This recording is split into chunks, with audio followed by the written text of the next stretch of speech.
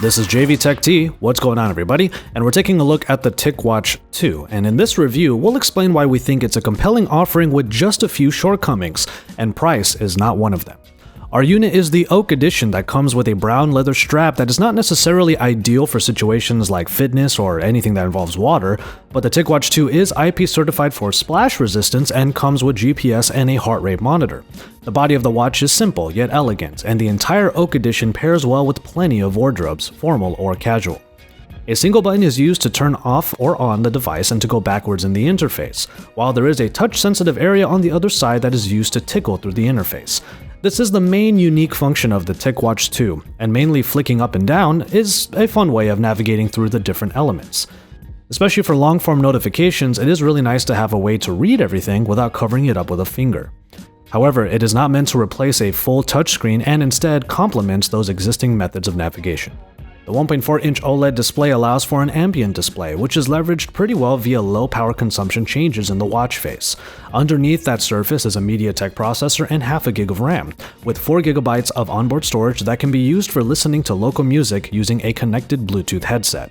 Speaking of audio, there is a speaker and microphone combo included on the Ticwatch 2. This means that when notifications come on the watch, the soft vibration alert can be accompanied by a chime. This can of course be turned off in vibration-only mode.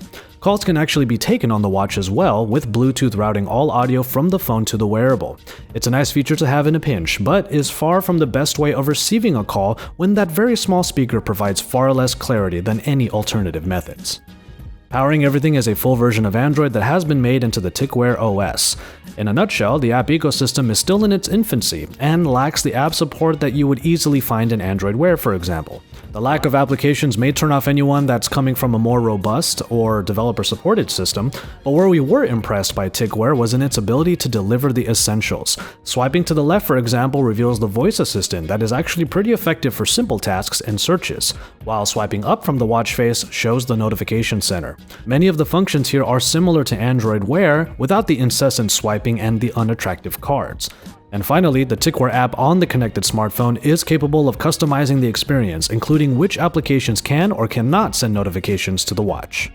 So the watch manages to provide really good basics with a couple of frills. Our biggest problem with the Ticwatch 2, however, is battery life. The watch is rated for a full day of usage, but even that can be a bit tough to achieve, with a lot of notifications coming in and plenty of the functions being used. Charging the watch is also a little odd, with a flat charging dock included that moves easily from underneath the device. If the watch were able to get closer to a day and a half and possibly more, that would have been a real advantage for the Ticwatch 2. And speaking of advantages, the prices for these watches start at $199 on Amazon, making the Ticwatch 2 one of the lowest barriers of entry in the smartwatch world. This Oak Edition retails for $249, which is still a good price in comparison to Android Wear and the Gear S3. And with many of the same features of the aforementioned smartwatches, we think that this is a good consideration for any users that are either looking for their first smartwatch or are looking for an alternative after the loss of Pebble and Vector in the space. Battery life can't really be helped, but a growing ecosystem can make this a smartwatch you should definitely keep your eye out for if your wrist still isn't wearing smart yet in 2017. Head to AndroidAuthority.com for the full review of the Ticwatch 2, written and with a gallery showing off the watch. From there, you can find even more about smart wearables throughout Android Authority's YouTube channel and our website, because we are your source for all things Android.